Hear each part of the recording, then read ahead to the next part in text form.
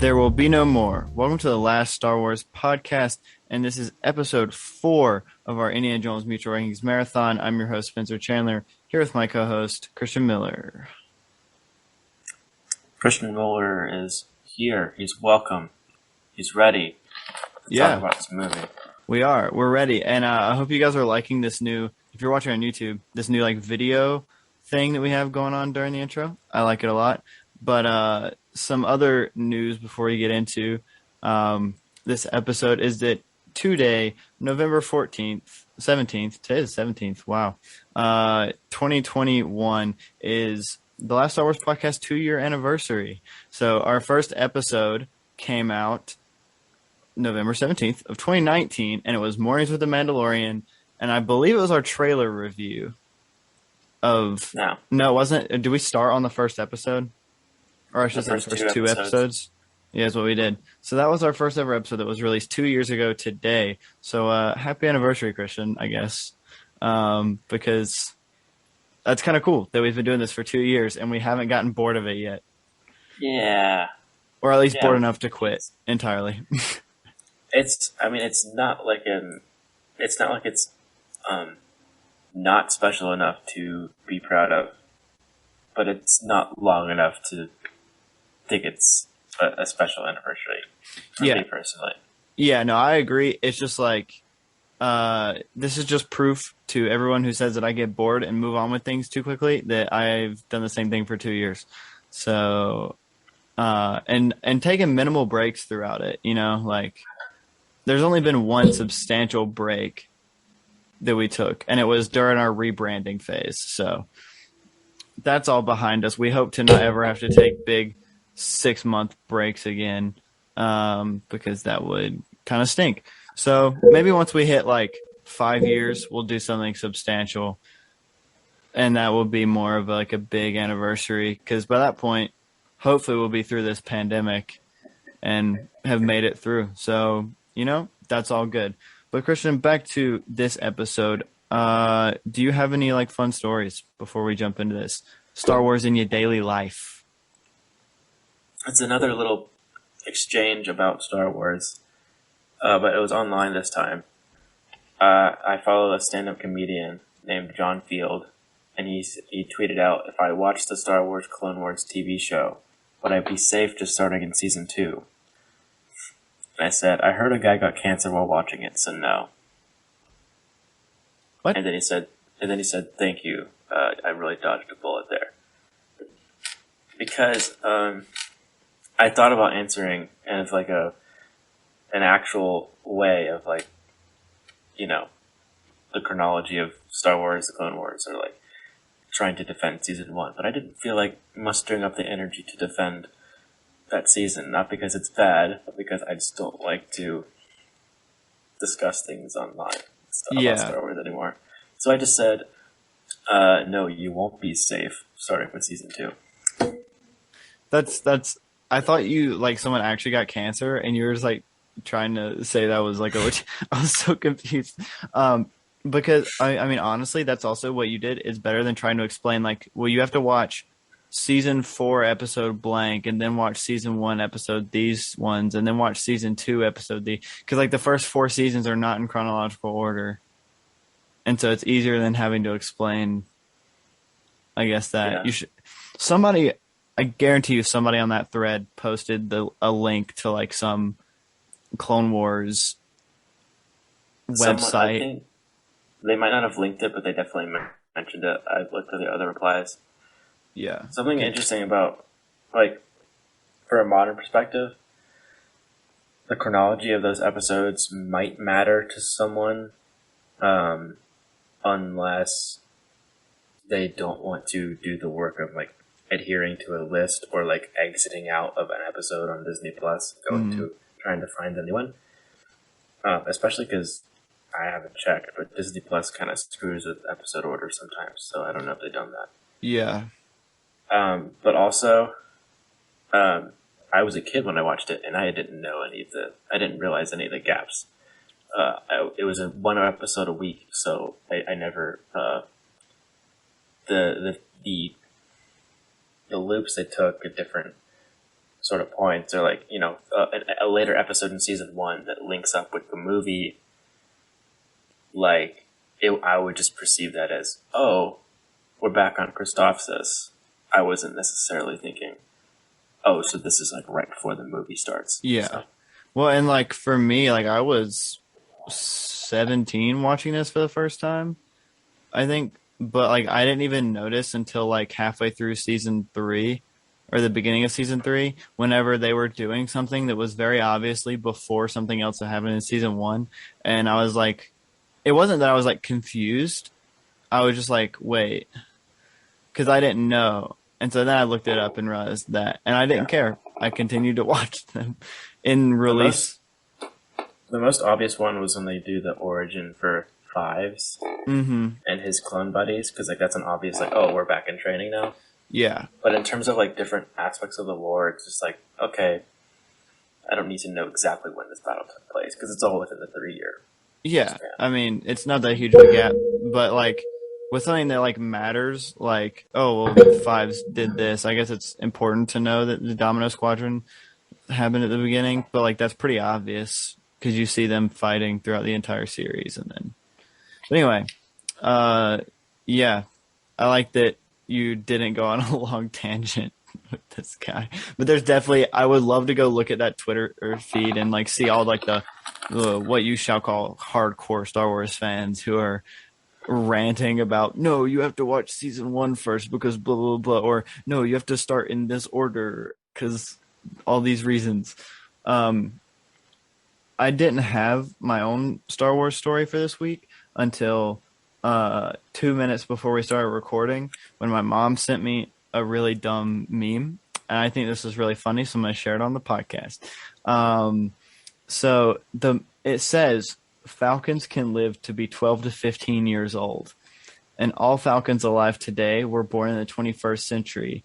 This means that they are millennial Falcons, which first off is not true because millennials are like what, in their like 20s and 30s at this point.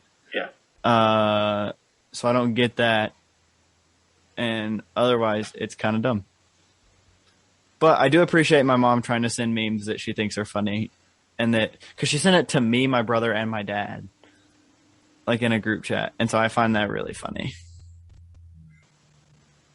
Mm-hmm. So Mom, if for some reason you're listening to this or overhearing it because Dad is listening, I love the meme. It's just kind of funny. Yeah. I have to say that because I know my dad listens. Because I know my dad listens to this, but I don't think my mom does. But there's a good chance she'll like, overhear it because my dad plays all of his podcasts out loud in the house, which is also really funny. My dad doesn't do that, but I've observed it in other dads. Yeah. But it's good that you're mature and self-aware enough to not, tell a story of your mom trying to connect with you and slapping the cringe label on it. Yeah, no. It's not cringy. I like that she's like, oh, Star Wars meme. The boys in our family would like this. And then sending it. Even though, like, honestly, I'm actually quite proud of my mom because she's not like, she likes Star Wars, but she's not nearly as like invested in it as me or my brother or my dad are. And so the fact that, because there's also nothing on it that is related to Star Wars in any way other than it saying Millennial Falcon. So I'm actually quite impressed that she got the Star Wars reference. Yeah. But yeah. Speaking of Millennial Falcon, there's like this song called Millennial Falcon by a guy named Mr. Gabriel. It's kind of a bop. Check it out. Yeah. Also, I don't know if this is not related to like anything that I'm gonna ever do in Star Wars, but they just announced the next Ultimate Collector set, Lego set for Star Wars. Did you see this? Is that a specific line? What is Ultimate Collector? It's the super detailed, like almost movie accurate minifigure scale. Most of them are minifigure scale. There's like some that aren't. It's like the big Millennium Falcon that came out a couple years ago. Like that's UCS. There's the Star Destroyer, the Super Star Destroyer, the Death Star, the Death Star 2, and all that. Death Star. Yeah, they're just like super high high resolution, highly detailed, like the most expensive Star Wars sets. And they announced the next one, and it is the ATST, or sorry, the AT-AT from Hoth, and it is 2 feet tall, and it's over 2 feet long, and it's massive, and it is the most expensive UCS set to ever be released because it's $800, which like I almost get because it's like 7,000 pieces. So Mhm. I will not I be want to see. purchasing I it. want to see a Star Wars Visions episode where like it's an AT-AT, but like the AT-AT is a dog, and it's like a boy and his dog story. You mean like Because they could play it's around just a with the dog that big? yeah, like just play around with the canon to where like it's not a vessel that's like remotely controlled. It's just like a droid, Oh, and you it's mean like just a a big fake cute dog? dog. No, like a dog. You mean is a giant living thing? Uh, it appears the exact same way, but it's in the same way that C-3PO is not a man, but Oh, he is made of metal. okay, It's a dog that's an AT-AT. okay. So it's basically I just also would be. I would not be opposed to seeing some fan art of trying to make a flesh and blood AT-AT, like what the animal it would be based on. I guess. oh, because that's what I was confused about. I thought you were trying to say that it's like a giant flesh and blood like pet that this person is Honestly, carrying around. I would be interested in that too. Yeah. That would be kind of cool. Just don't make it look like a dog because I feel like that would be really weird because then it's like this massive dog. It's like the size of buildings. That's just Clifford though at that point. It can't look worse than the new Clifford movie that's going to come out. hmm That it looks. Yeah. The thing about I'm confused about the Clifford thing because We all are. he's the way they animate it. He's still a puppy. Yep. He looks like a giant puppy Hmm. rather than a fully grown dog that just kind of got carried away. Yep. I was really hoping the internet would just bully them into making it better like they did with Sonic. Doesn't look like that's going to happen though because we already have the release date and it's pretty much set. I think it's what, December? I think it's open now. But what does this mean a lot to you? I didn't know that you like the No, Clifford this no. much. I just loved Clifford when I was little, so I got kind of upset when they butchered it. Mhm. Anyway, we're totally not here to talk about any of this. We're supposed to be talking about Indiana Jones. Wait, I have Um, another question though. okay. Did you ever see Thomas the Tank Engine? Like the TV show? No, the train. In real life? Yeah, at Tweety Railroad. Oh, okay. So that answers my question because I've seen him in Salisbury Yeah, or he is also. Spencer. Yeah, he's at the Um, Transportation Museum too. They literally had it like 2 weekends ago. so I was like, is that like something like only people in my area have seen, or is he gone around the country? Like, is it a rare occurrence to see I, him I've flesh and never, blood? I've never thought about that. But there is one at Tweety Railroad, which is Okay. in Western North Carolina. So there's one up here where we're at. But there's also the one that comes to our hometown once a year. And they do like a whole like day out with Thomas or Topham hats there and like all that good stuff. But the one in the mountains has like all of the trains. Like it's got Thomas and Percy and whatever the other big blue one is.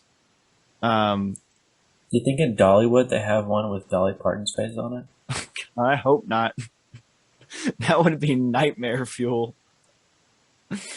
Uh, yeah, if you're listening, let us know if Thomas the Tank Engine uh, goes around the U.S. or even across overseas, because that would be pretty awesome. But do you think we should start talking about Indiana Jones?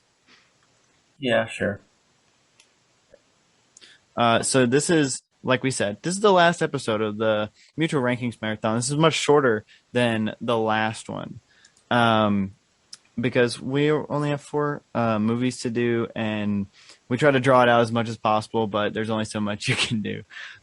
So this is our number one Indiana Jones movie that we ranked, and it is The Last Crusade.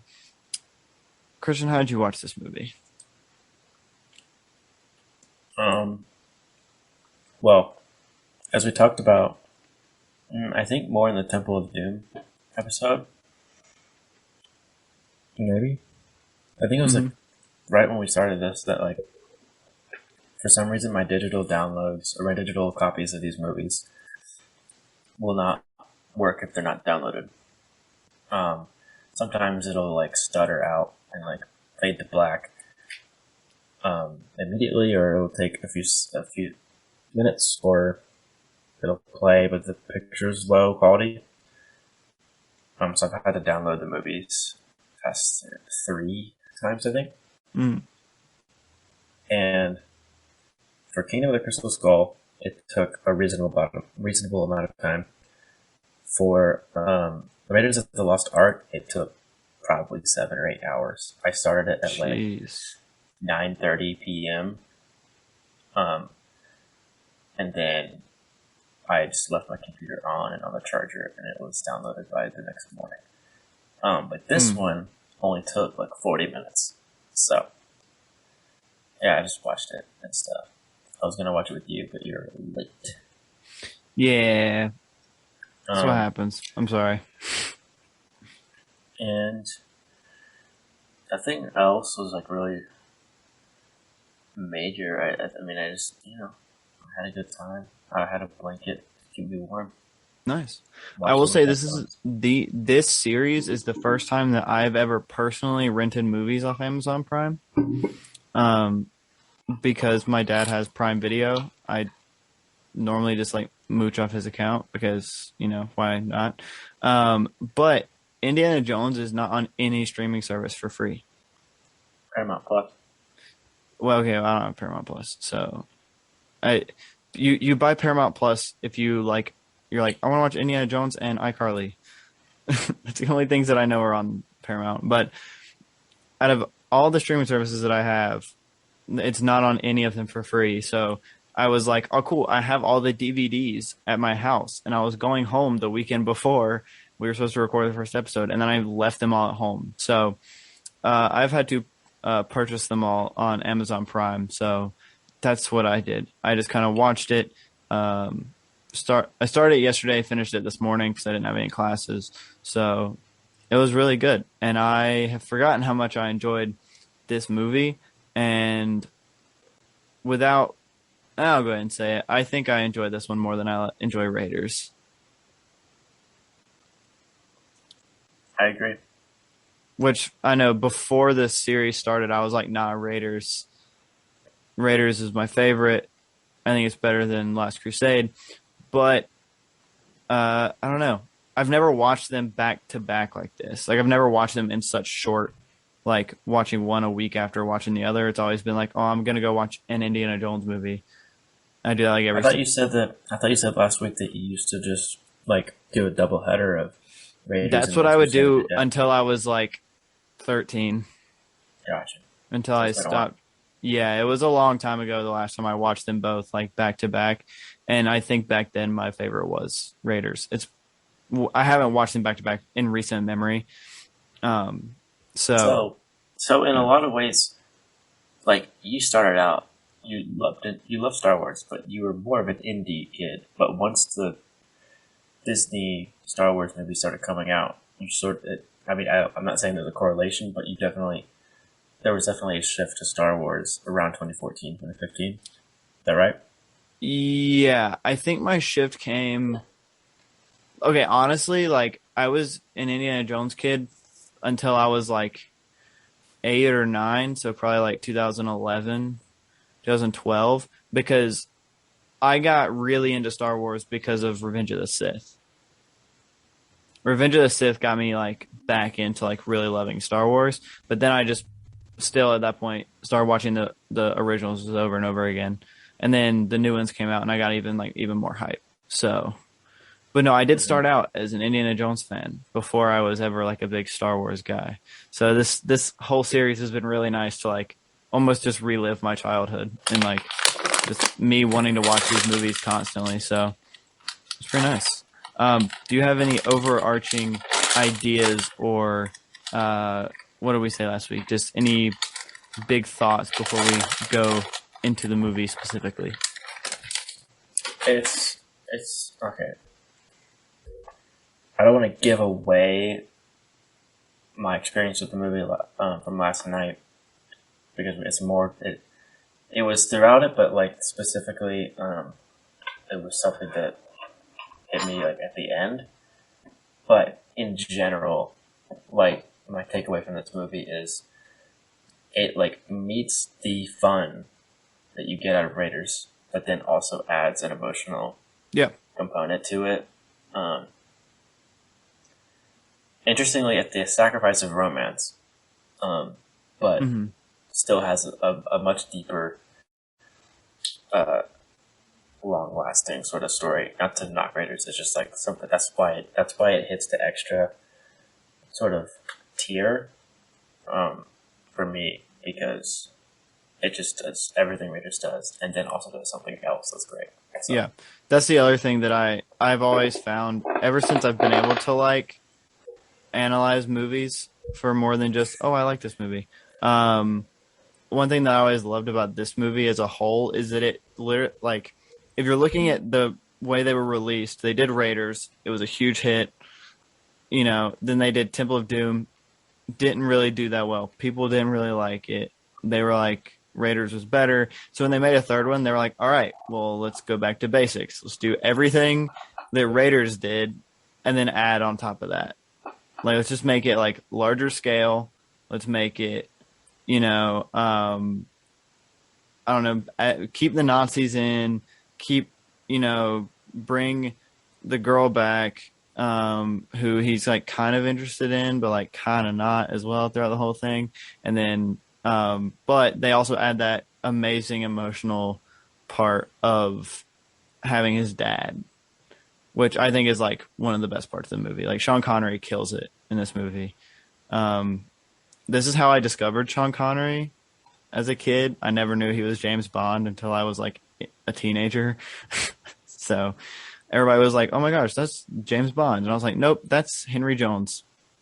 Sorry, but yeah, it's definitely good casting because in a lot of ways, James Bond was like that modern hero mm, in the decades before Indiana Jones. Um, and the archetypes sort of definitely line up very well. yeah, To expand on the Nazi thing, like they up the scale in terms of how the Nazis are used. Because in Raiders, like you could kind of you could kind of say that like the villains are just doing what they are. They happen to be Nazis, but like this one yeah. really sets it within the time period, Well, and also that like, like it feels like it's really in the context of the war at certain yeah, parts. yeah. I also forgot Hitler was in this movie. Like, I forgot that Hitler shows up. Like, for some reason, just like that slipped my mind, and I was like, oh, there's Hitler, like straight up. I was like, that's funny. Um, One of my favorite parts was when they bring back Sala in a bigger role than he. I don't know. Was he in a bigger role in this movie? I feel like he did more than he did in the last movie He stuck or around in to the Raiders. end, which feels a little bit more cool, I Yeah, guess. But you saw his home in Raiders. Like it felt like he had more. I don't know if you call it fanfare, but it was like an introduction to who he is and what he's yeah. You see about. his kids. You see But like, they don't have to show that in Last Crusade, so it's just like, yeah, all right, yeah, this old friend, we got him. He's gonna he's gonna yeah. try to keep Brody safe, which he doesn't. Yeah, no, I've always loved Sala, and I love Brody, so I'm glad they brought him back for this. And it is in this movie that I realized that the actor that you thought was the same guy as Brody, who's in Kingdom of the Crystal Skull. That's the only movie he's in. He's And actually, period. yeah, or I mean, that's not the only movie he's in at all, but that's the only Indiana Jones movie he's in. I thought that he was introduced in this movie as like just another teacher at the college. I thought he had been in this movie at some point, but he's not. So Kingdom of Crystal Skull is the only one he's in. And one more random question before we jump in: was Sean Connery the first James Bond? Uh, technically. There was a non-canon sort of weird movie starring, I don't remember who it was, but Woody Allen was also in it. Pause for acknowledgement of how terrible the person is. It was like a comedy sort of thing. It wasn't like it was a Casino Royale, but it was, I don't know the full history, but something to do with Wasn't like, James Bond a book? yeah, Okay. it has something to do with the rights where like, it was like, or maybe not even the rights, maybe it was like officially an adaptation. It just like was not what we know it to be. Yeah. It was like a parody. But it wasn't Goldeneye, right? Goldeneye was that Pierce Brosnan? Yeah, No, that was in the 90s. Yeah, okay. So that's, oh, also Frank Sinatra was in the parody one. What? That was like 1965, I think. Okay. I've never seen any then, James Bond movie other than the Daniel Craig, and I've only seen 2 of them. So I'm very not well versed in the James Bond stuff. I've seen like one of Connery's and like one of Timothy Dalton, I think, and then one of, no, I never saw Brosnan's. You've watched all of the new ones, right? Yeah. Yeah. And I've read Casino Royale and part of From Russia with Love. Okay. Anyway, off topic. Let's get to it. Off topic. Let's go. Let's actually talk about the movie. So beginning of the movie, 1912, 1917, I can't remember. Anyway, either way, we get young Indy. He discovers the whole like archaeology, and who knows if this is like, it's definitely not his first like entrance to archaeology. His dad is actively trying to search for the Holy Grail already, like when he's young. My favorite thing about this scene, which might be stupid, my 2 favorite things are the fact that he's not afraid of snakes until he falls in a giant pit of snakes. So, like, at the beginning of that scene, he's like, it's just a snake. Don't worry about it. And then he falls in the giant pit of snakes, and he's like, now I'm afraid of snakes. And also the magic trick. When he gets in the box and then is somehow just magically like that box is being transported on that truck. It's definitely not set up for a magic trick, but I like it anyway. It's really funny. The other thing I guess is he gets his whip. That's the other big thing. It's a little, wait, hold on. It's a little thing called the Carbonaro effect. I'm sure you've heard of it. Oh yeah, I have. That's the only magic joke I could do. I actually like that show, but I don't want to start talking about it because I'm going to get way off topic. But yeah, he gets the whip for the first time, cuts himself.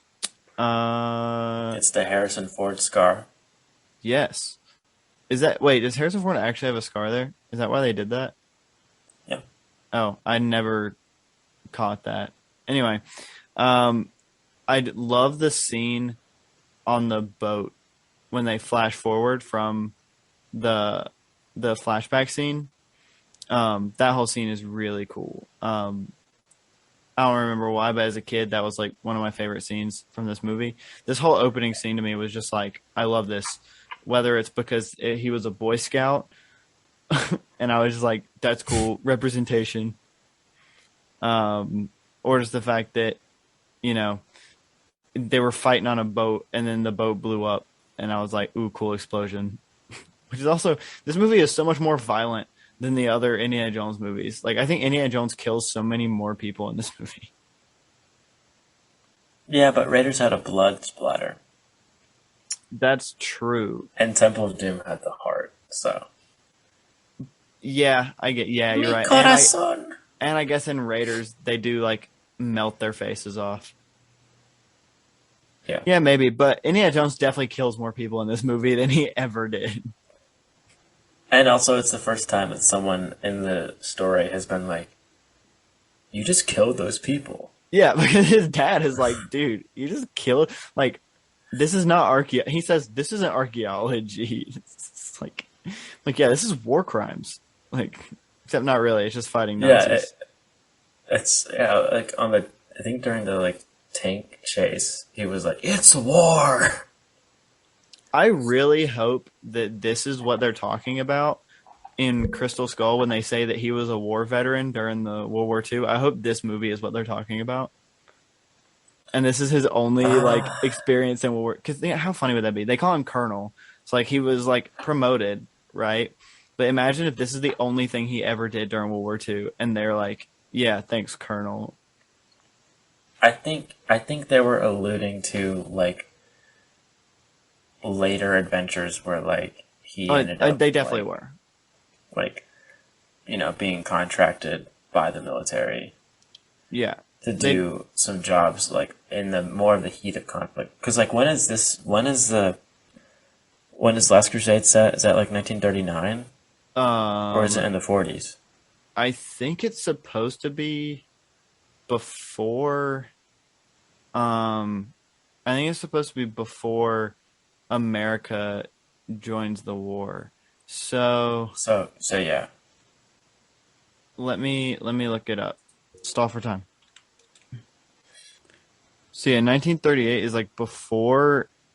Since it's before the U.S. joins, I'm gonna assume that he does some like other things after this. Whether I would he have fought like in the army, or would it be more like archaeological stuff? Probably more like retrieval of things that the Nazis are trying to get, but Yeah, also I would probably assume like maybe some like intelligence stuff where like he has to collaborate with some spies. hmm.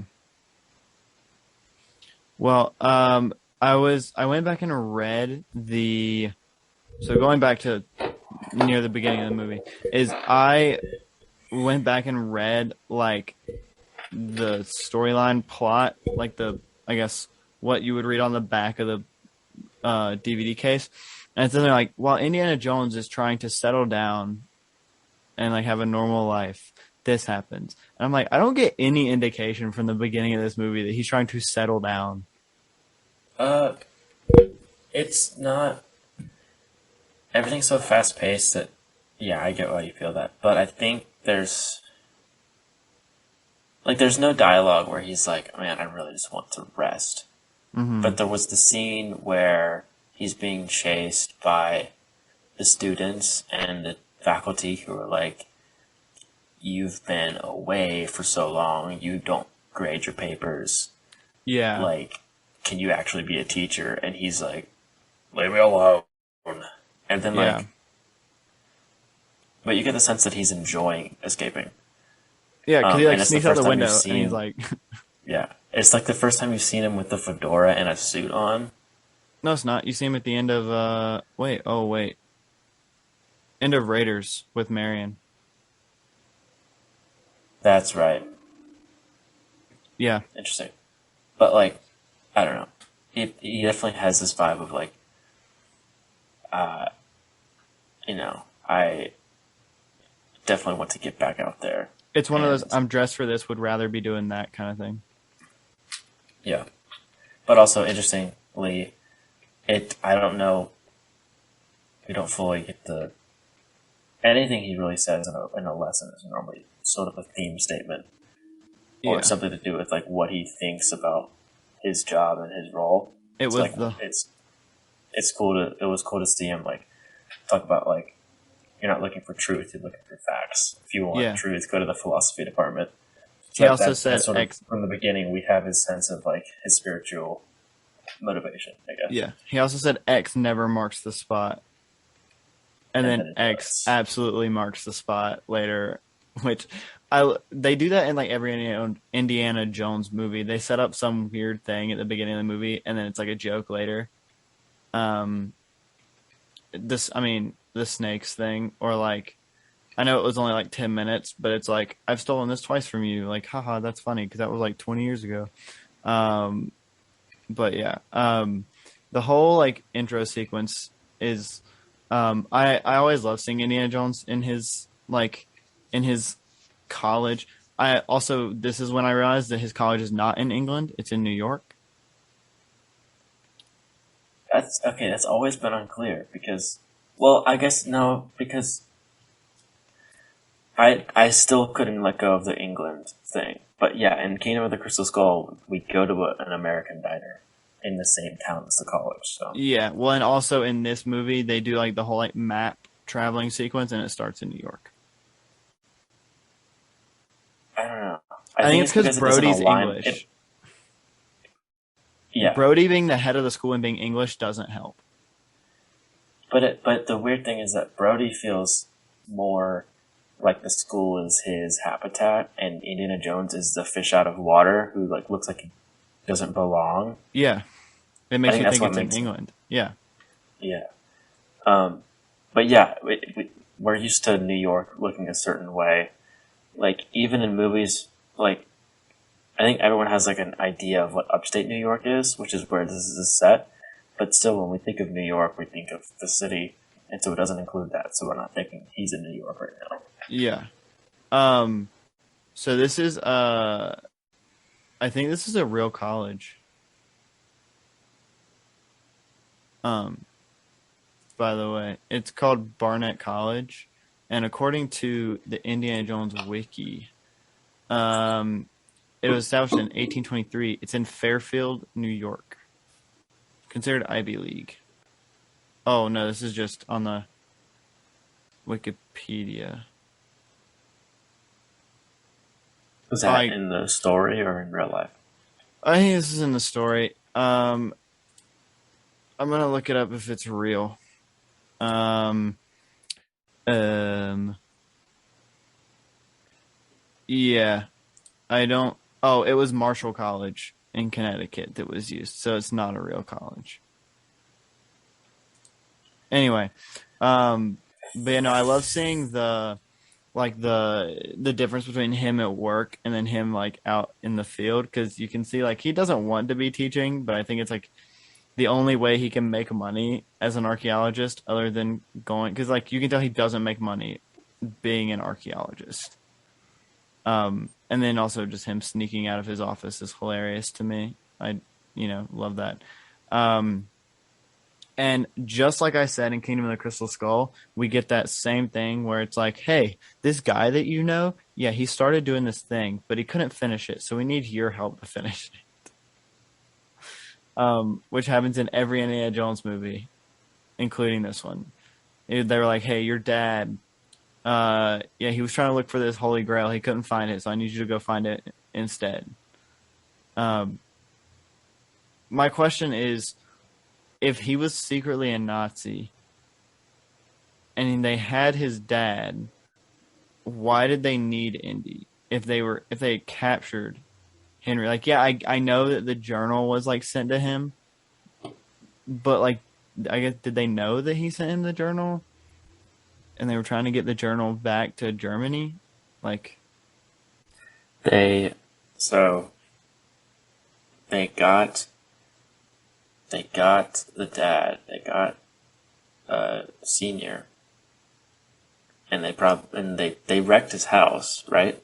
yeah, And they brought him to Germany, or he was in Germany or around there, or it doesn't really matter the order. They captured him. They double checked to make sure he had the journal, and he didn't because he was able to see it coming, I guess. yeah, And I think the odds are in their favor that like either Indy was qualified to figure stuff out or he had the journal somehow. But he didn't know he had the journal when he met with Donovan. yeah, So yeah. yeah. I think Henry probably knew because he mentions that Elsa talks in her sleep, and so he figured out that she was a Nazi. He found out she was a Nazi before she turned him over, so that's probably when he mailed the diary. Yeah, so he could have like she either reached out to him or he just met her in Venice searching the library. I think Donovan hired him, who was already a Nazi, and so he was like, "You'll meet this girl." He probably did the exact same thing that he did to Indy because Right. So like Donovan probably, because Donovan is a collector, mm, and so like knows something about I forget which lead he had. Maybe I don't know if he had any leads unrelated to he had Henry found that Senior tablet. He had found that. outside of Henry. Yeah, I think he found it and then knew that Henry knew a lot about it, and so it was like, "Hey, you help me with this, blah blah blah." But I'm also a So that Nazi. leads Henry to Elsa. Elsa and Henry search the library. Henry finds out she's a Nazi. He makes sure the book gets into Indy's hands, and that happens on time. But then he's captured before it's too late, Yeah. and then uh, and then Indy goes to the library, Hmm. figures stuff out, and then I'm not supposed to be the person who does plot stuff, You got it. You're doing a great job. but no, this is stuff that happened off screen. So I'm constructing Yeah, yeah, the chronological order of things. So yeah. I'm not taking your job. Yes. Job security. So yeah, then he gets. I'll pick up from here because this is on screen now. Pick up at the library where he finishes the I guess the not really riddle, but he finds the X marks the spot, and they go down to find the tomb. And the tomb, the catacomb is filled with petroleum. I've never caught that until this watch through, and that's why it catches on fire. It's very interesting which blind spots we have. Yeah. Well, okay, so like when you're younger, you don't pay attention to the dialogue. I mean Yeah. that's it's that simple. Like, Yet you still quote it so much. yeah, because you pay attention to like the one-liners and like the things that are Yeah. like funny. Like you don't pay attention to this is full of petroleum. Like that doesn't stick with you when you're 6. Um and so I never realized that. I also never caught the fact that he and his dad um, both slept with Elsa. We'll get to that. We'll get to that. But yeah, we'll get there. But you shouldn't be able to go under. I say underwater, but you shouldn't be able to dunk your head in petroleum and open your eyes like he did, right? I think it could have been mixed with some water. That's not I know that's not technically possible, but like there could have been areas where there's more water than petroleum. Yeah. I I was like, think. he went underwater. He went under, opened his eyes, and I was like, "Bro, aren't you in petroleum right now? Like that should have hurt so bad." Yeah, it's just like we needed to get rid of the rats, which I don't know. What would you prefer? A cave full of alive rats or a cave full of burning rats?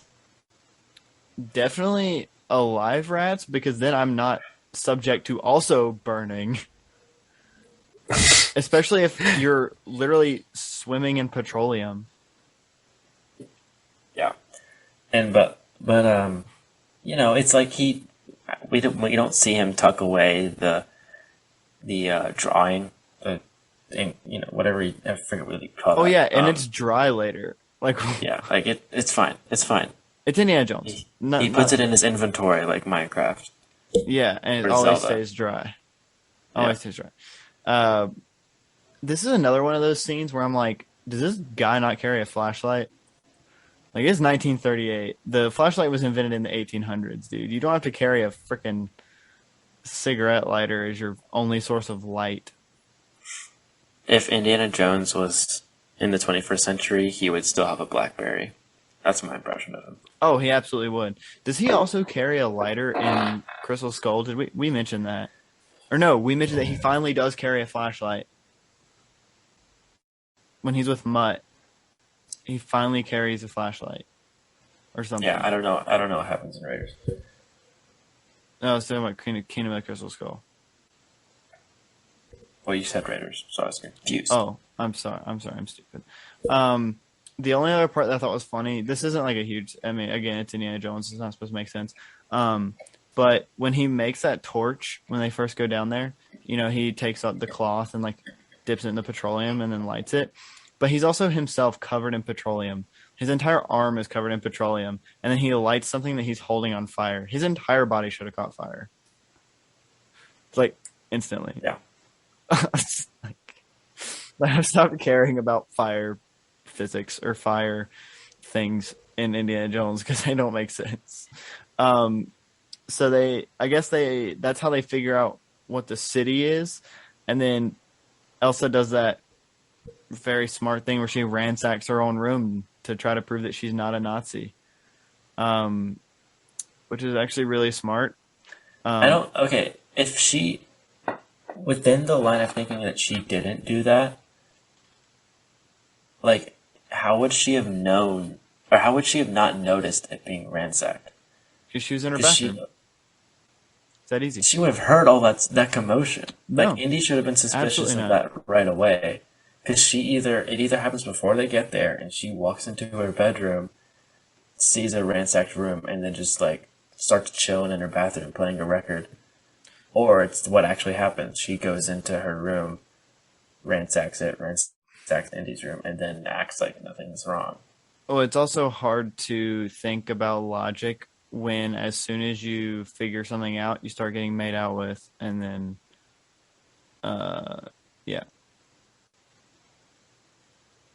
that was definitely to You're distract talking him. about, yeah, and yeah, and that was like even like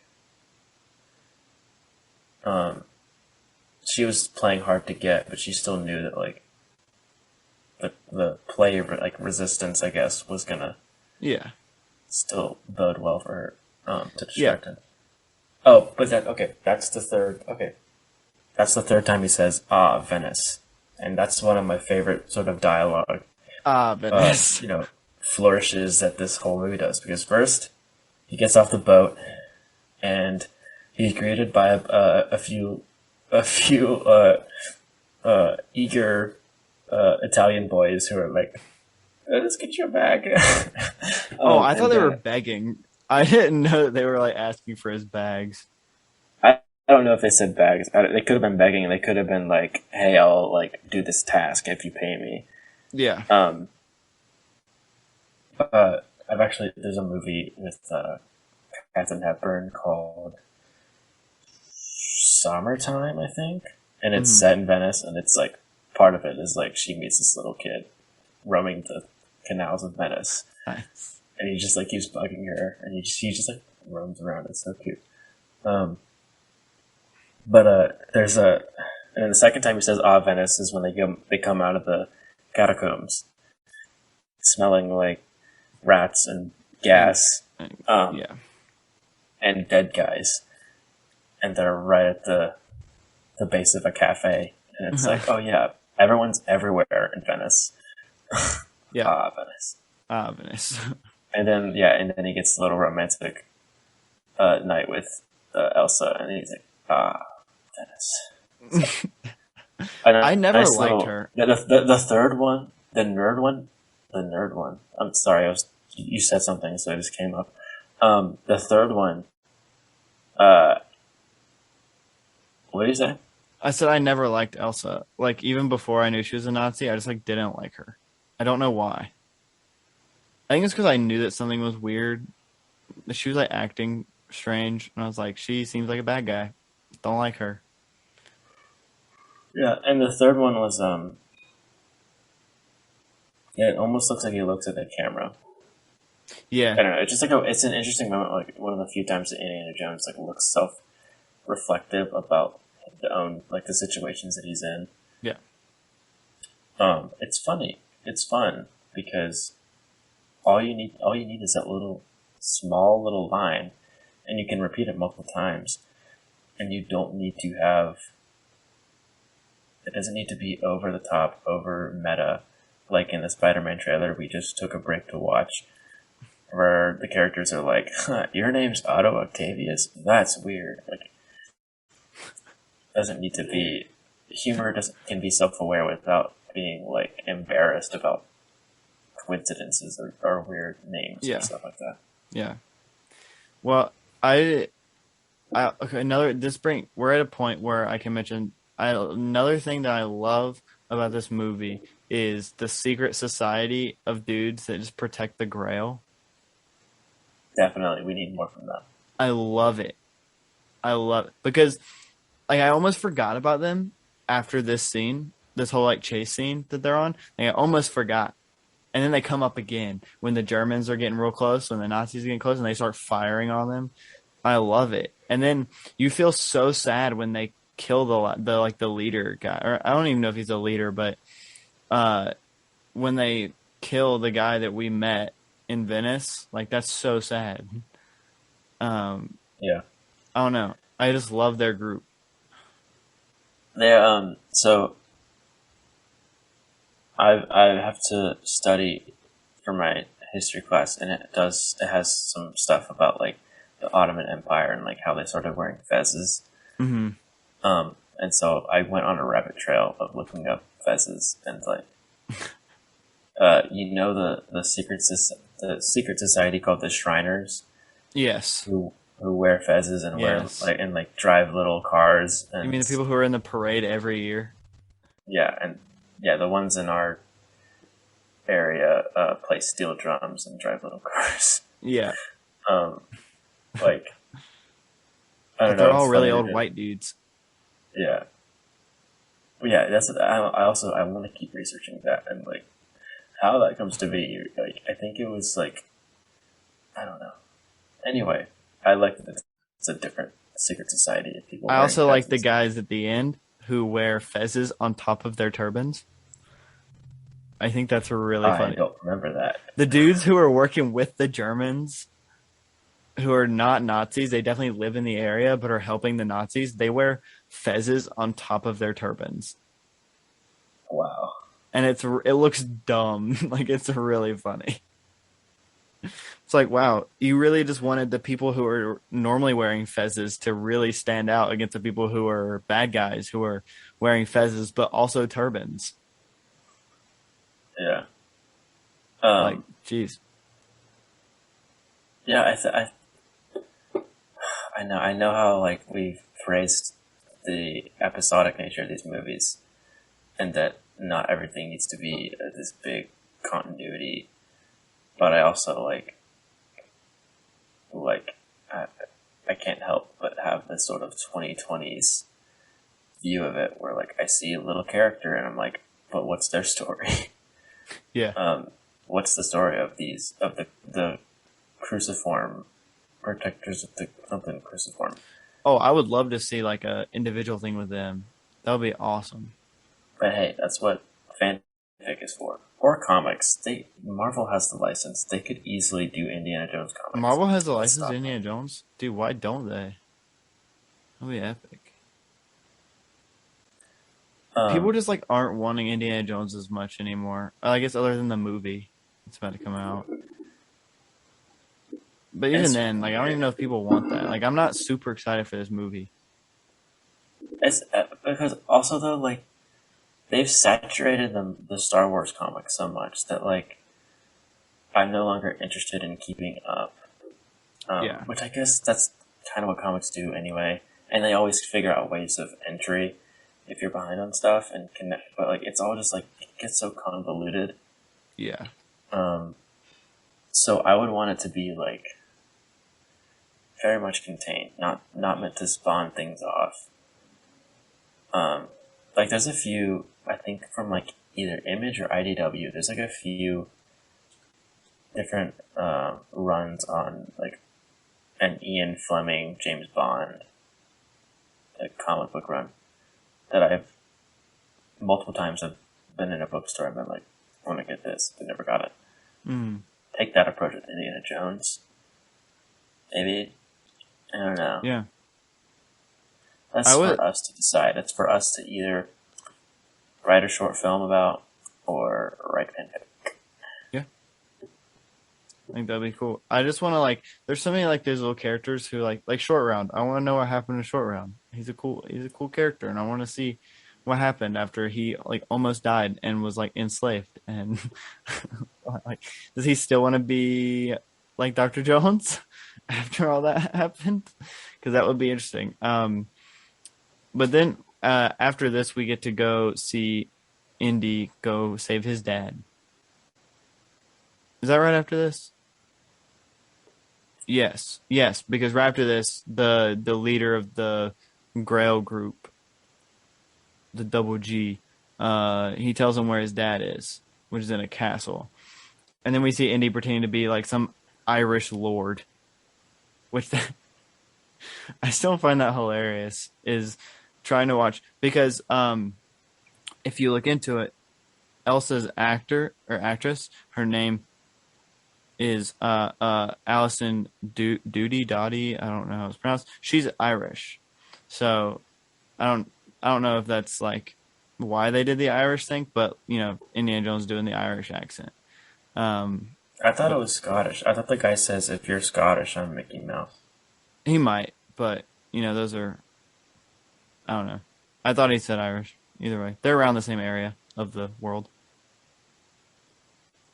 Say that to either one of them. See Yeah, what happens. I said what? They're around the same area of the world. No, that they're indistinguishable. Um, I think sometimes I can't tell between their accents. Like if you're not like really Scottish or really Irish, I can't always tell. what if you're Ridley Scottish? That would mean you've directed Blade Runner, Robin Hood, Alien, um, Father, Son, and House of Gucci. Thank you for listening to Anyway, this episode of the Last Star Wars podcast. It's gonna outro it I'm right just there. saying. I'm just like listening to things that would make you Ridley Scottish. Hmm. So anyway, Indiana Jones loses his whip. There's not a scene where he loses it, but he uses it and then like doesn't have it anymore. But then he has it later on. I'm just gonna acknowledge it and move on. Um, once Sean Connery's here, things get really fun. Yes, absolutely.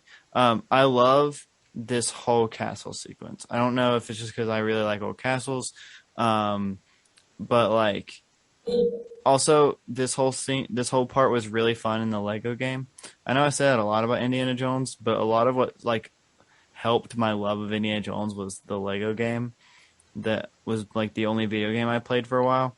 Um, and this whole like castle scene is just so fun. I love the joke of sometimes when I need to figure out what to do, I just sit down and think. And then he sits down and the he goes, and a solution presents itself. And so it's using Sean Connery as like the complete opposite of James Bond, which I think is good. Like they could have easily like brought in Sean Connery and be like, all right, everybody knows you as James Bond. You're just gonna be this really cool dude who's like really BA, like you're awesome. You're gonna be like the cool dad. But like instead they make him just like a goofball who like other than being really book smart doesn't really know what he's doing. And I prefer that because funny old guys are the best, especially when played Yeah, by good actors who can do it like well. he's not a total bookworm like Brody. Hmm. Like Brody like is an academic and probably spent his boy years, his youth as an academic, like bookish person.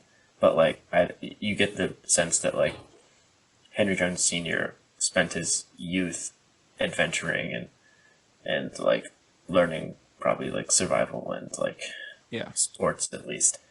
yeah, And then became an academic. So he still has that inner fun, but hmm, he's not as well versed in like killing people and driving things as Indy yeah, does.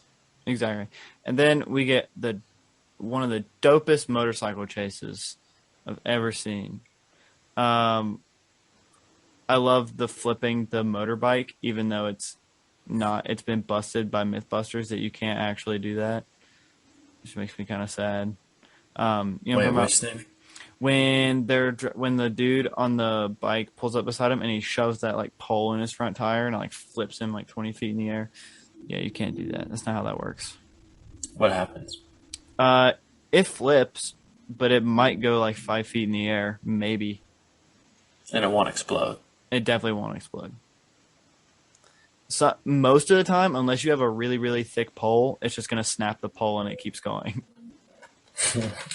Like that's what ended up on MythBusters. What ended up happening is they used like wooden dowels, and until they got to like 3-inch diameter dowels, it was just snapping them, and they would just keep driving. Like it doesn't really do anything. So that's kind of sad that that doesn't work, but it doesn't ruin the fact that it's a really cool, epic motorcycle flip, and then it blows up, and it's really cool. The Zeppelin, I love the Zeppelin, even as CGI as it looks. I think it's good. I like the scene of him like Wouldn't it have been a miniature? the Zeppelin, maybe. I think you do see the black outline of the Nazi like waving or something in front of it. Yeah. But yeah, it's not a computer model. No, you're right. It probably is. Or am I just being a smart aleck, even though you know much more about special effects than me? No, it probably honestly is a miniature. I don't know if they could have been able to do that in CGI in 1989.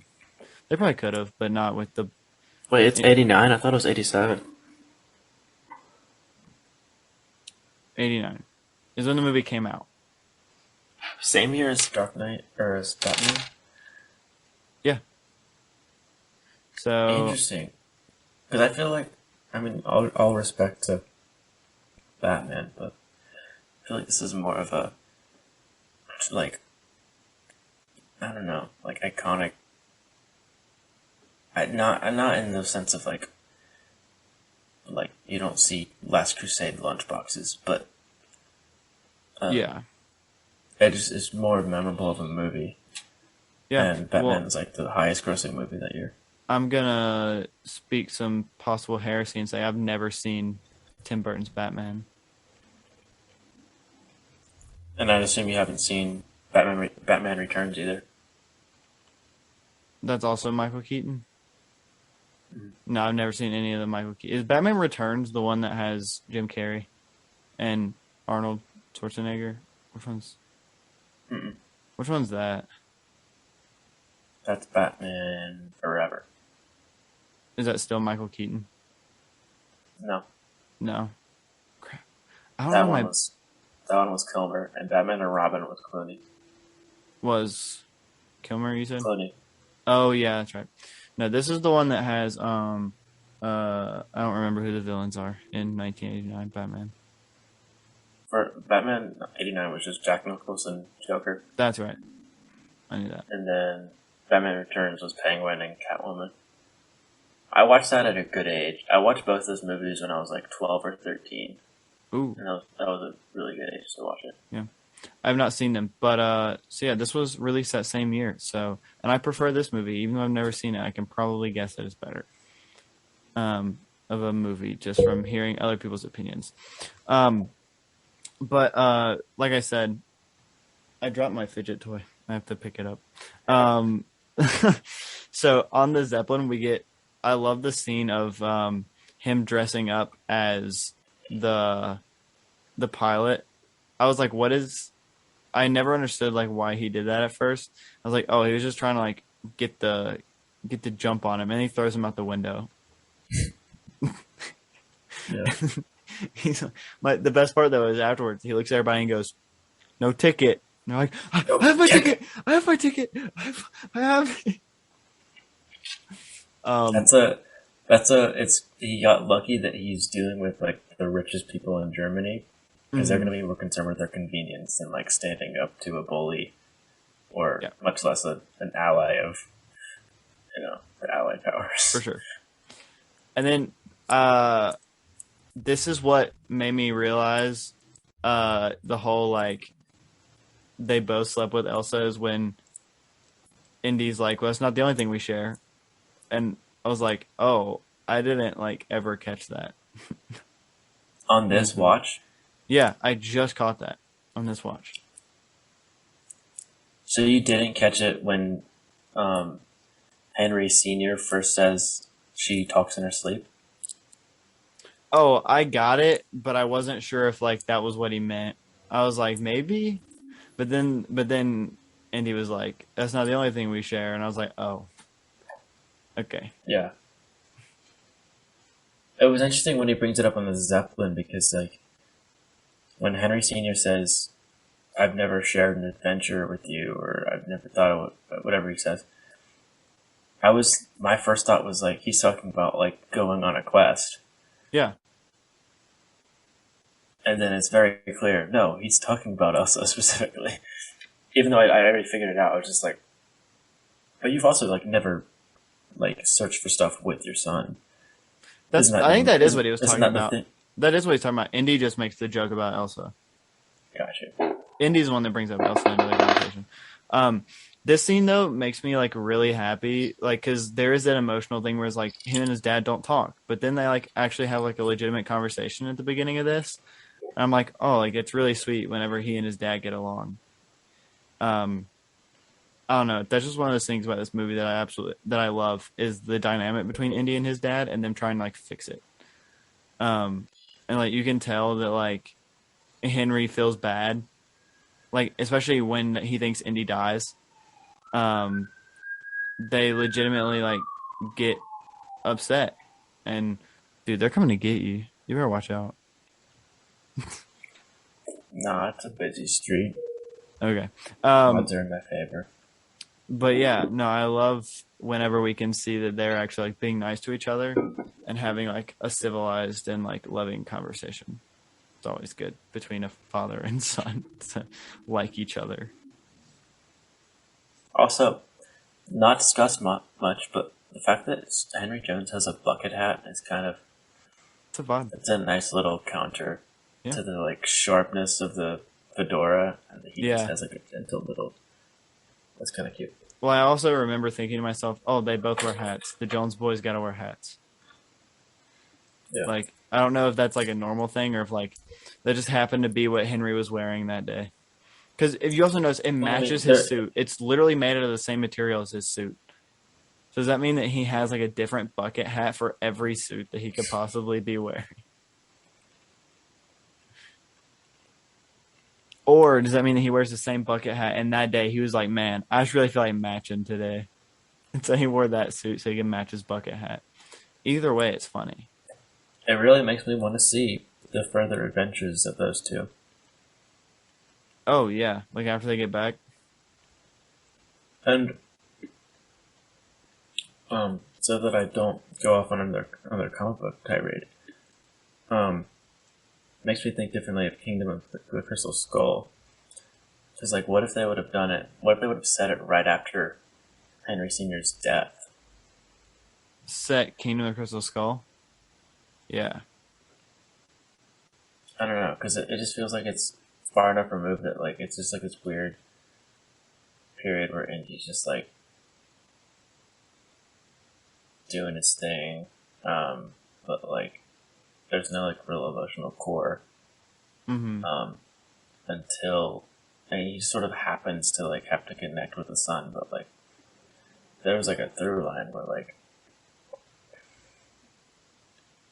you know, the reflection that he would be going on in his mind after his father's death, it would have, like, set him up for something with Mud, I think. Yeah, but there's only the one line in Kingdom of the Crystal Skull. He's like, first dad, then Marcus. And it's like, that's it. That's all he says. I'm They like, skim over so many things. yeah. I'm like, plus that movie only takes place, what, 10 years after this one? There's only a 10-year gap. Closer to 15.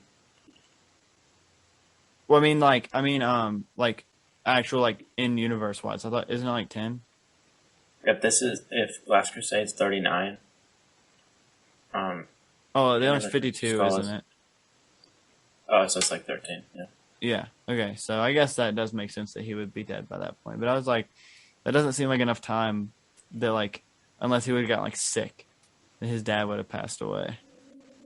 But I guess I don't know, because you gotta think at the time that Sean Connery made when he made Last Crusade, he lived for like another almost 35 years after that. No, he didn't. He lived for another 30 years. Did he die in 2016? Was he one of No, the he died in 2016s? 2020. He like just died.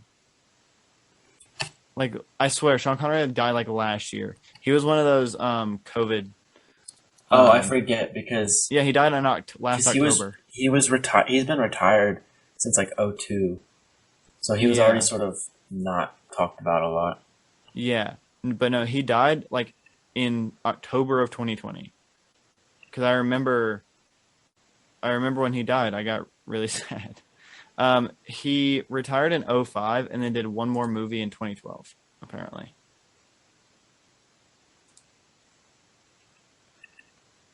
Interesting. I don't know what movie that is. I'm gonna look it up though.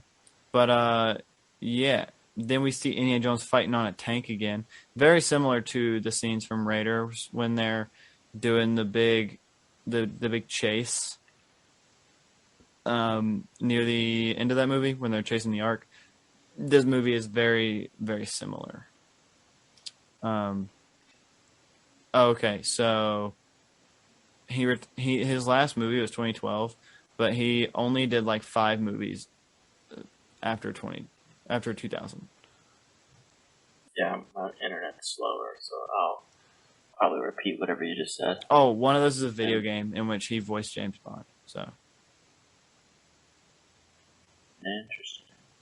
anyway, Was it a re-release of GoldenEye? Because like, it what was other from James Russia Bond? with Love They made a video game for that. in 2005, and he played James Bond. But yeah, so I was thinking like he like revoiced a remaster of like GoldenEye.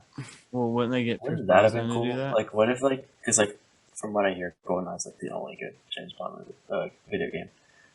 What if they had like the opportunity to like beat every different version, a la like every Spider-Man suit? Oh yeah, that would be cool. That would be pretty dope. Anyway, Back to fighting on a tank. Salah being funny again, always having to get the camels. That joke to me is just really oddly funny, and I don't know why.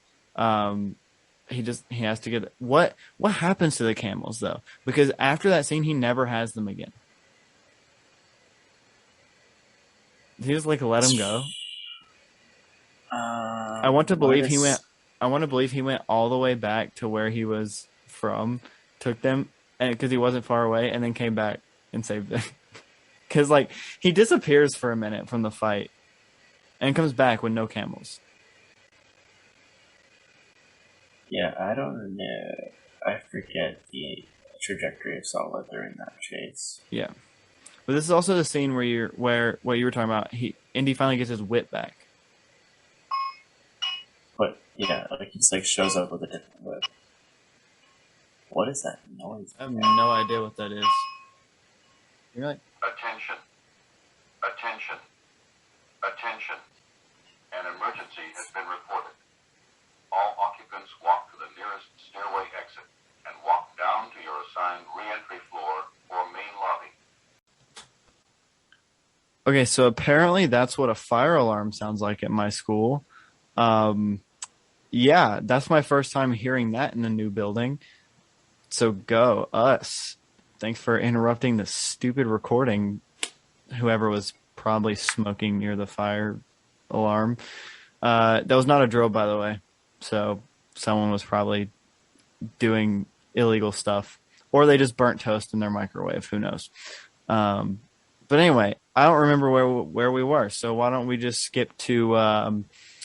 they're at the temple where the Holy Grail is. They found where it is.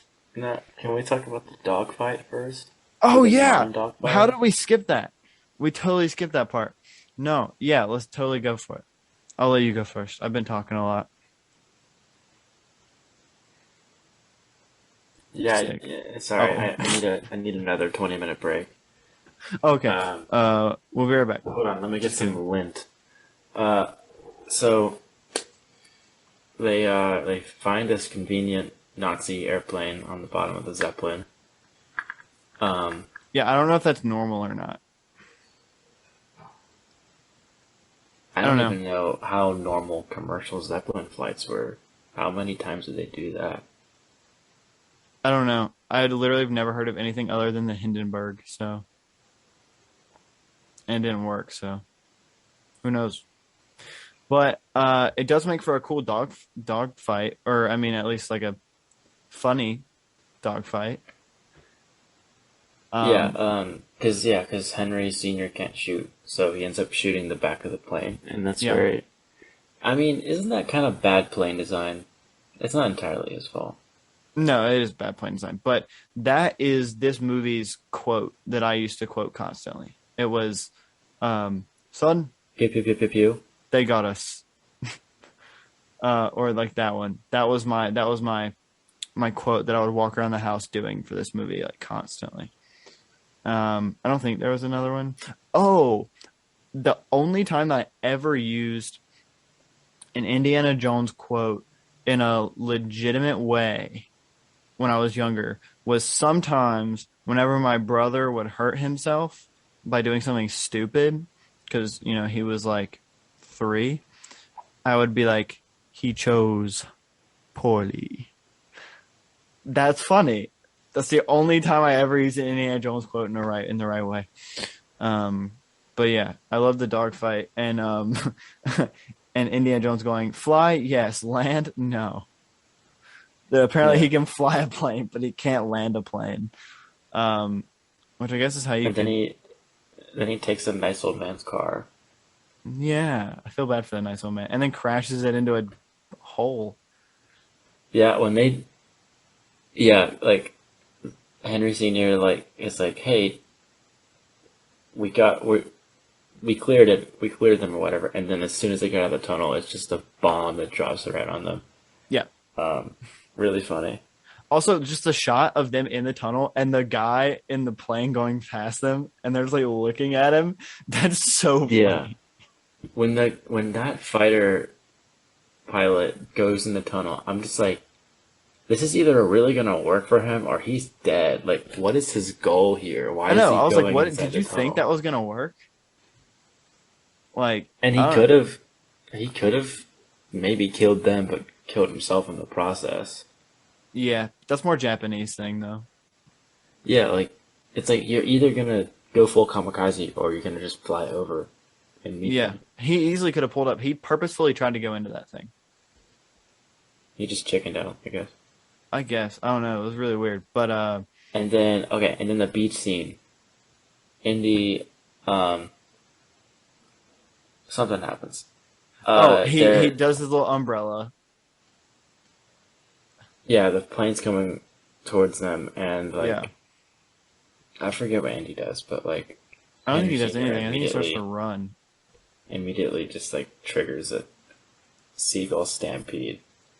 That's just like a moment where like everything happens so quickly in succession that like it's just like action beat after action beat, like new Yeah, inventive ways of just ridiculous things happening of like ways for them to survive.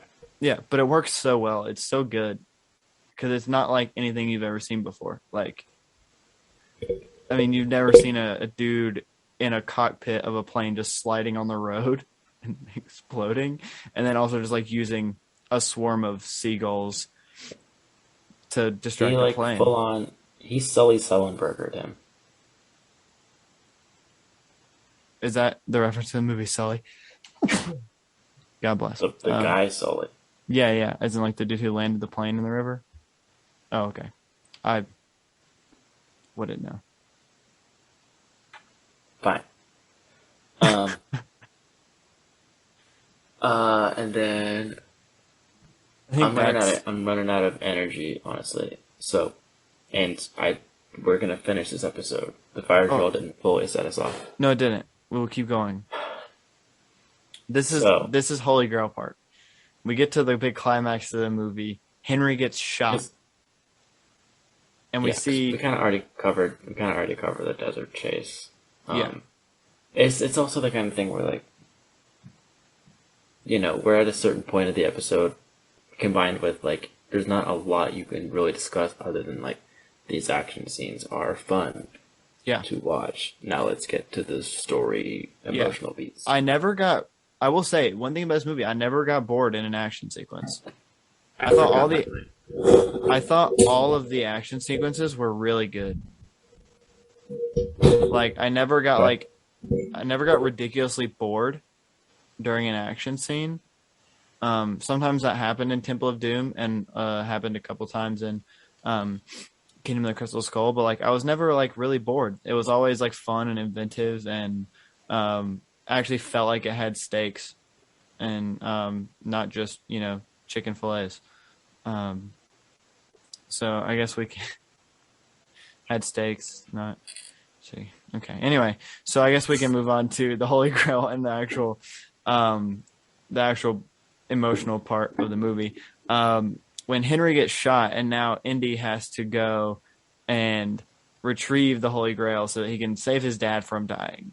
And this is another one of those, like, we finally get Indiana Jones solving puzzle rooms to get to the thing. That's like the first time we've gotten it in this movie. Well, there was the X marks the spot. Oh yeah. We get that's the X just marks like the spot. spotting numbers, really. So. Yeah. And so we get him again mumbling to himself the rules of how to get through. You would think that after watching two guys get decapitated, the third guy would be like, maybe I should duck. Because when they send the guy in, when the Germans send the guy in, he gets decapitated, and then you notice that there's two other bodies sitting there. So you don't think that after the first two, the third guy was like, maybe I should like duck. I don't know. Indy gets it though. He gets through. I like the Jehovah is spelled in Latin. With an I. Okay. Just to sort of set up where this conversation is gonna go, just gonna briefly mention like when Henry Sr. gets shot, I immediately flash back to a dream I had of my own dad dying. So like, okay. So that was preparing me for like the roller coaster. It's not even a roller coaster, but like the feelings this movie starts to touch upon at the end. But yeah, and then so he dodges the buzzsaws thingies. He steps on the letters. It's a close call with the J there. Yeah. All the while, there's like this. They just both happen to be saying the same things at the same time. Mm-hmm. I guess. It's just really cool. And then he gets to the end of the cave. Well, first he has the invisible bridge. That's what I mean. Like, yeah. Goes to a new cave after that. Yeah. The only thing that I think is weird. The only thing I think is weird about the invisible bridge is like, yeah, if you're like standing on like inside the cave and you look, it could easily blend in with like the side of the other side of the cliff, right? Like, yeah, that makes sense. That's what it shows happened, is that it was blending in with the other side. But he also like looks down at one point and you just see the void. Theoretically, if it was supposed to blend in with the other side and you looked down at the void, you would still see the rock jutting out over the void, right? Or was it supposed to be invisible until you... Because nothing else about this is supernatural other than the actual grail itself, but like none of the traps are like supernatural. So like it's either... I mean, other than like motion detection. There's always a bit of motion detection in all of these movies. Yeah. Or a pressure plate of some sort that you like didn't see. But it's like either it's supernatural and it's actually invisible until you step on it kind of thing, or like it's just one of those things that like that it's written off because like it doesn't matter kind of thing. But theoretically, if you look down, you should still see it. But maybe not if you look out. At least from like different angles. Yeah. Point is, you couldn't see the bridge until you threw sand on it, and you have to just take that leap of faith. Yeah. Which, I don't know, it just really feels like it's cool that like this is like the climax as opposed to like it's not, they don't make the big grand chase sequence a climax. Yeah. They don't have this sort of weird supernatural arc sort of killing a bunch of Nazis thing. It's sort of contained to Indy's own choices and what he feels about himself. And about God, I guess. So he's making that choice to have that faith that he previously sort of didn't really care about. Which the only thing that I don't understand sometimes about Indiana Jones is that he's like, I don't believe in all that stuff, but he just saw the Ark of the Covenant melt people's faces off. I think he's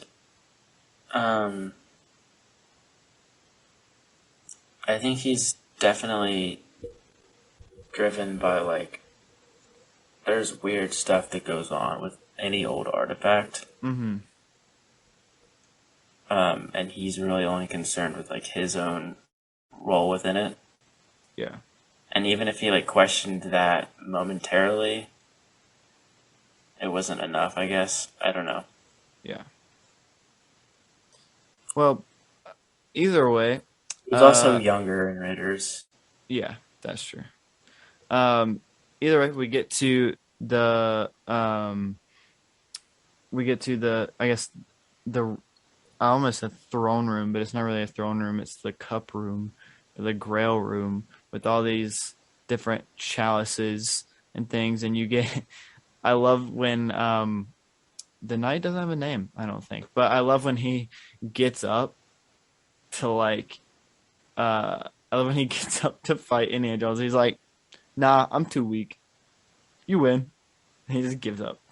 But this scene also has my favorite practical effect in this movie, because from what I can tell and what I can find, the entire scene of Donovan getting really old is completely practical. When his hair grows, I'm fairly certain they played something in reverse and then pulling hair through a fake head. I think that's just played in reverse. And then they did the same thing they did for the end of Raiders, where they just melted something super quickly and then played it, or they melted something and then sped it up in post. But it's such a cool like looking effect, and it will always be one of my favorite. It's like examples of, look, you can do this practically and it still looks just as good. And that whole scene of them like having to choose, and the fact that the cup that Jesus made is like not this crazy cup like you would expect, and is like made of wood. It's a carpenter's cup. I don't know. For me, that's a cool like detail. Even though like in actual Christianity, we don't think, or we don't really like acknowledge the Holy Grail, or like a Holy Grail, because we don't believe in that. But either way, it's a cool detail. Yeah, I mean, I think that maybe a Catholic feels more thing? aligned with.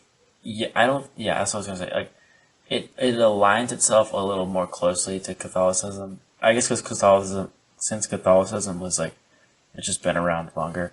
Yeah. And it feels more in line with the kind of sort of folk tales, or well, and also Catholicism was the only sect. Mythological things tied to Jesus that, like, I don't know. It's by the time the Reformation was happening, they weren't really concerned with like how to interpret, like, I don't know. It's just like the Roman Empire, I guess. Roman Catholicism, like, people who knew Jesus were still alive, so like those stories were contained within that. Yeah. But also I don't think Holy Grail was like an actual thing. No, I don't think. From what I've never heard. But also Arthurian legend. Yes. Like, that's a mix of like English folk tales and like embracing like the progressing like Christian ideals and Christian Mm-hmm. ideas of like monarchs or whatever. So like somehow it made its way into English Yeah. folklore. And but what were you saying? I was just saying I like that it's a little wooden cup. I always like that. Because I think that It's definitely in line yeah, with the characterization of Jesus. yeah. Like if it was a real thing that like I think regular like I won't say it's not regular, but like the Protestant Christians believed in, then it would definitely be a wooden cup. Like it fits. So that whole scene is just like I I also can't tell like does I guess Elsa purposefully kills him because she starts to not be a Nazi. Is that what's happening? No, she was just she still had to serve her boss until he was dead. And she knew more about the history, so she knew that that definitely wasn't the right cup. Okay, that makes sense. Um, but yeah, we get. I love And them. I think Oh no, her boss was I don't dead know, though like maybe, by this point. but like why wouldn't she take the carpenter's cup herself as opposed to Indy doing it That's a good point. I don't know. after Donovan dies? It would have to be that she's like Um, kind of a good guy now. Maybe. no,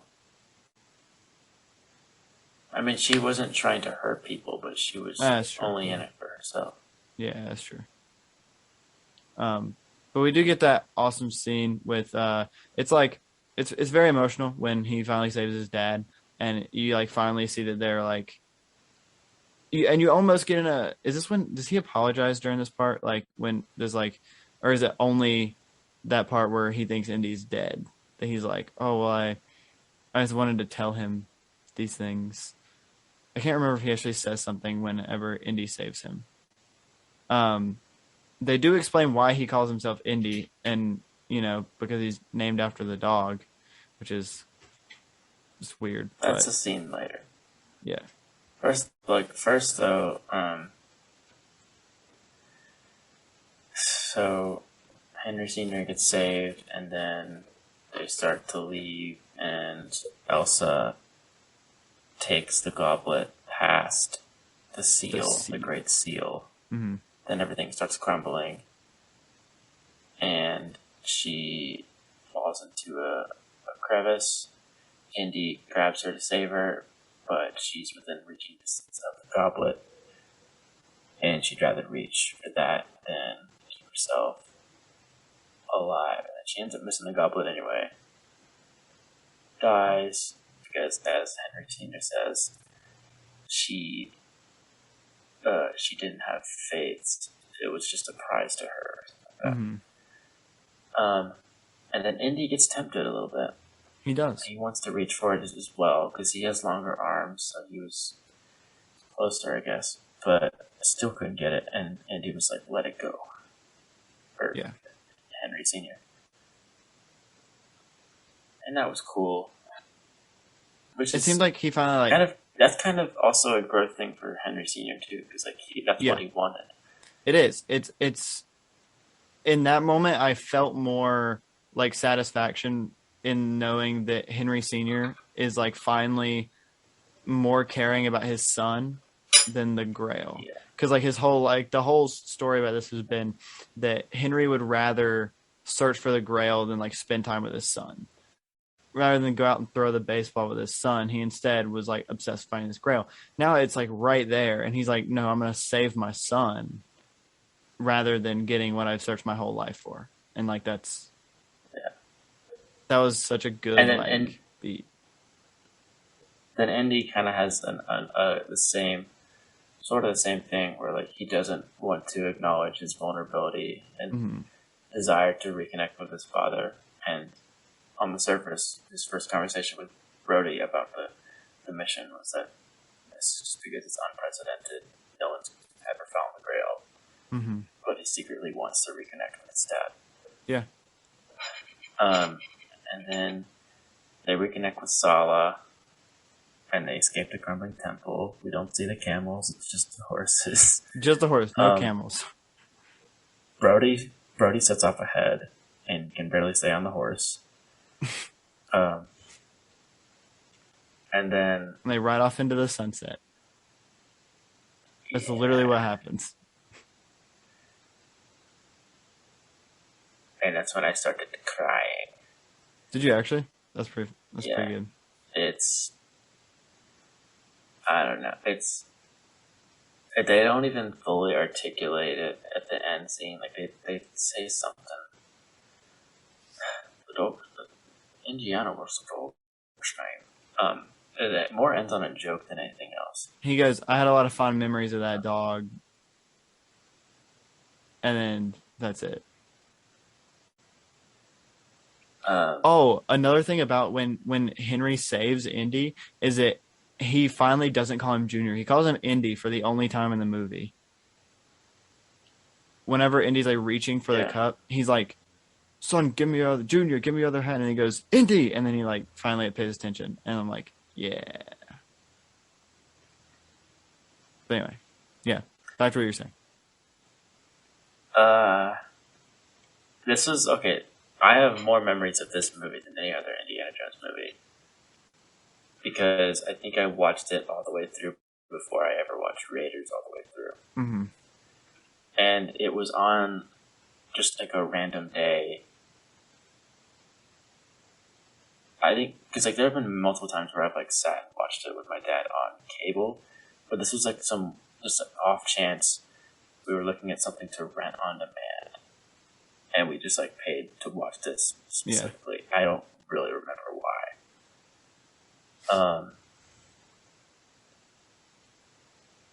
Especially because it was at a time where I was less likely to have wanted, I guess, to go into like an older movie. I think, yeah, I had a bit of a like sort of superiority thing, I guess, because I was really into Star Wars then. But occasionally we'd watch like Bond movies or got really into Mission Impossible in like 2018. But I don't know, I was just like reconnecting with that memory of watching it with him then. And I don't know, I just, it hits very hard because like, it's one of the like list of like 5 or 10 movies that would be on the list of like great father-son movies between me and my dad. And like it's I'm trying to think. Hold on.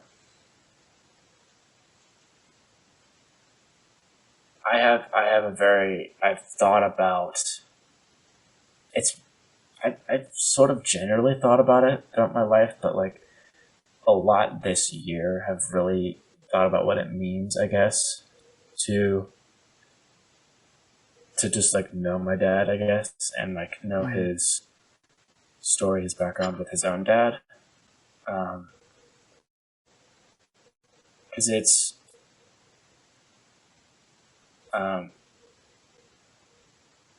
both with like how growing up is like, but also just like processing the like.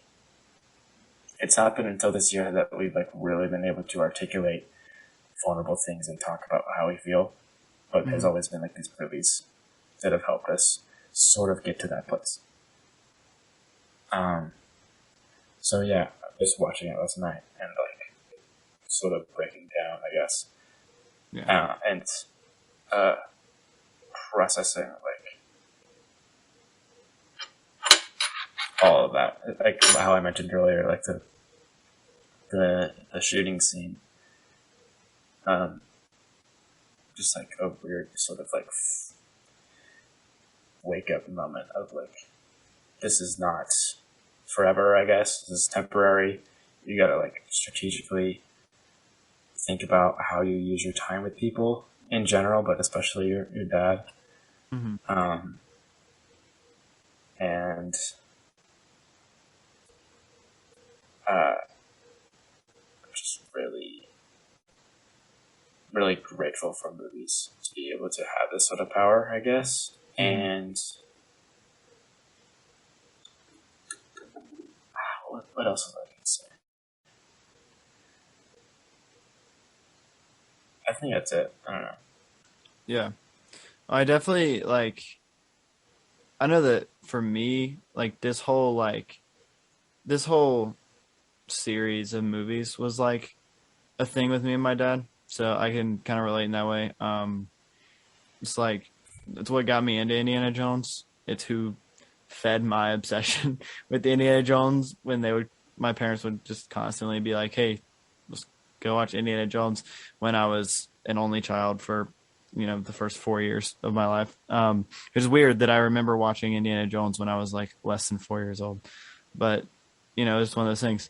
But yeah, dude, this movie, I forgot how good it was. I forgot that this movie is like, I wouldn't say it's way better than Raiders, but I think it's better than Raiders. It just takes what's good about Raiders and builds even more on top of it. The only thing that might be better is if they had like Short Round. I don't know. I don't know how you would incorporate Short Round into this movie, without making it feel like a little weird. But I did halfway through the movie think to myself, man, I really miss Short Round right now. Like, really wish I could have a little boy sidekick. But yeah. So before we wrap up this episode, I want to know what your new rankings are from worst to best. Is it the same as what we did them in? I I I guess I'd put I don't know. I wouldn't be mad if Kingdom of the Crystal Skull had to be last. Mm-hmm. But I think they're generally the same.